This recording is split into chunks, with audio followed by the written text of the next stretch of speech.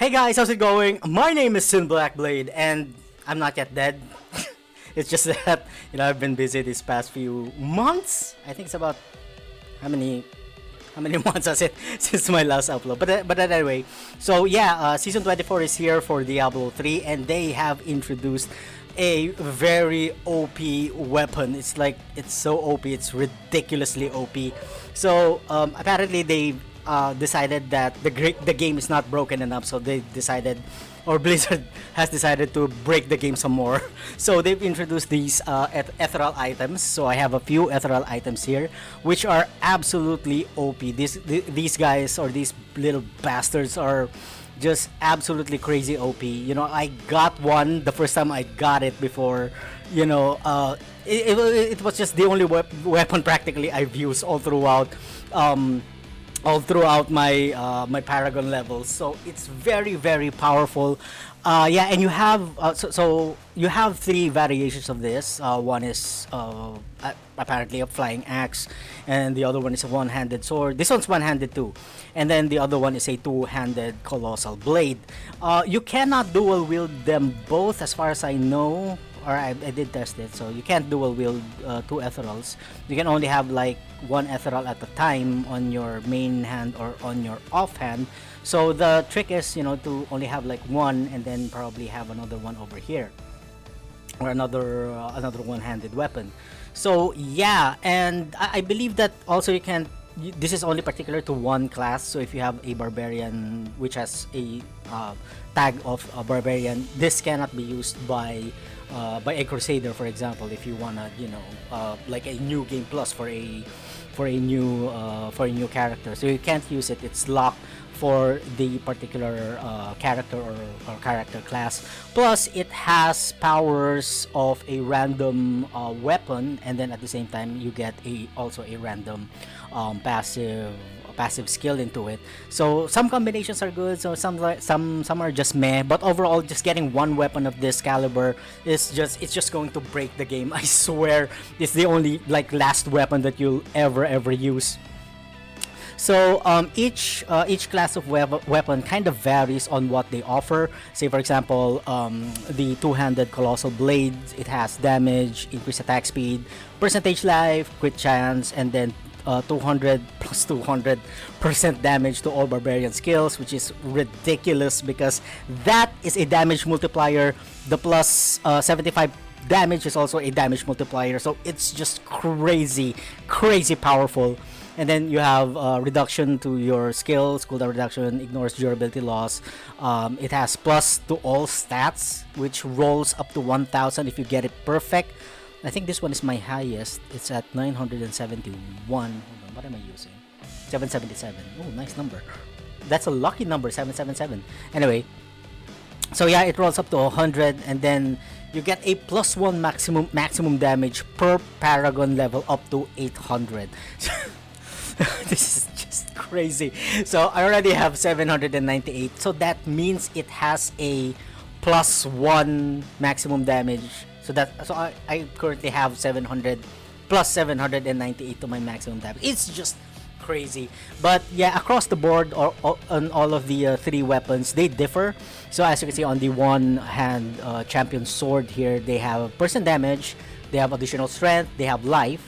Alright, you have life there. This one has increased attack speed, but the champion sword, or the one-handed sword, doesn't have an attack speed. It does have a critical hit chance that rolls perfect across the board. No, it doesn't roll perfect across the board. So it kind of differs, but it's still a pretty high number as far as I've observed. And then it has 100 damage to all barbarian skills. This one doesn't have it. Oh no, it has, but this one is at plus 200 damage. So the two-handed colossal blade actually compensates for the loss of another weapon over here. The offhand weapon.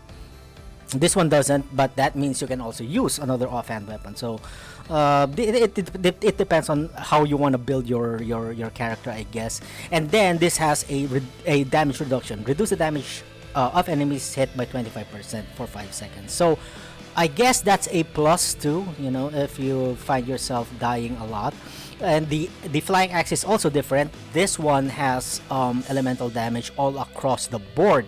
Now, I don't exactly know a build for a barbarian that actually uses elemental damage in particular. From what I could tell, it's mostly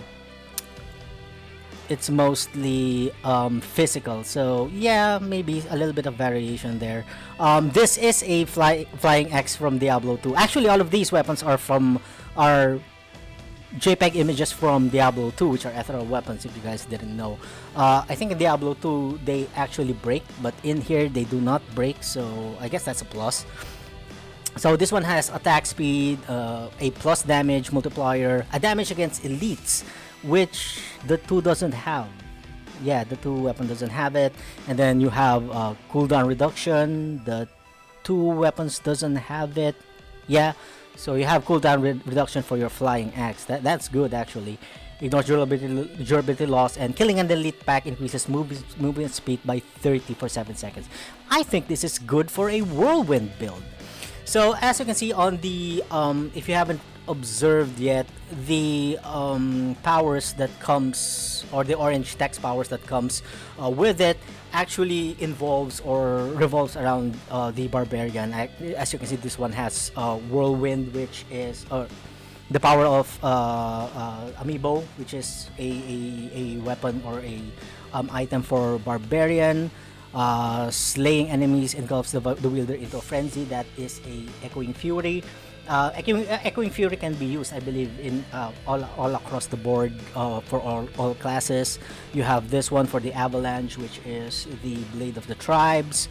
So mostly, I think it's for the barbarian. This one has the power for that comes from the furnace, which is an item for all across the board. Yeah, I'm actually using that. So yeah, I think it's pretty cool. It's pretty awesome that they added a already game-breaking weapon to an already broken game. I mean, even though if you don't have this, you just need to have the correct items, and already you can reach Griff level 70 with little to no problem. So yeah, adding this just adds a little more fun or spice into the game, and I love it. I actually am enjoying one-shotting everything all across the game. Right now I'm using a what do you call this? The markings of the savages. No, what do you call this set? I forgot. Horde of the 90 Savages, which is good. It's basically a frenzy build focused set items, which I haven't actually taken a look into because I was busy with life stuff.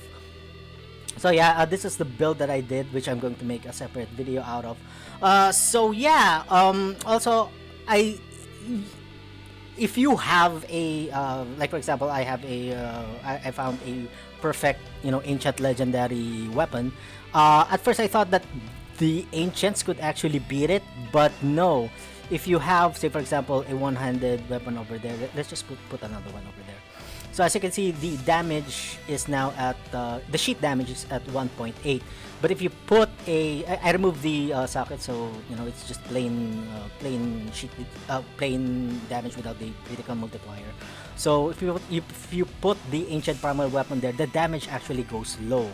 So it does beat it across the board, simply because of the additional damage, crit chance, plus 100 damage. Oh, this one has Caldescence. Alright, so let's give it the benefit of the let's put another one.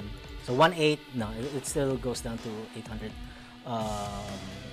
damage. So that's a million DPS plus. Jesus, that's I've only realized that now. So yeah, if you have an ancient primal, it doesn't really beat it by a long shot. So it's very very powerful. I'm enjoying it. After this barbarian, I'm planning on doing the what do you call this? The demon hunter next, and probably the monk if I could still squeeze in some time and squeeze in some spaces. Probably delete a lot of these items in order to compensate for. I have a huge block of space here. I missed this. Yes, and yeah, so I guess that's about it for this episode, guys. Again, if you enjoyed the video, don't forget to like, comment, and subscribe. And as always, I'm gonna see you guys on our next one. Have a good one.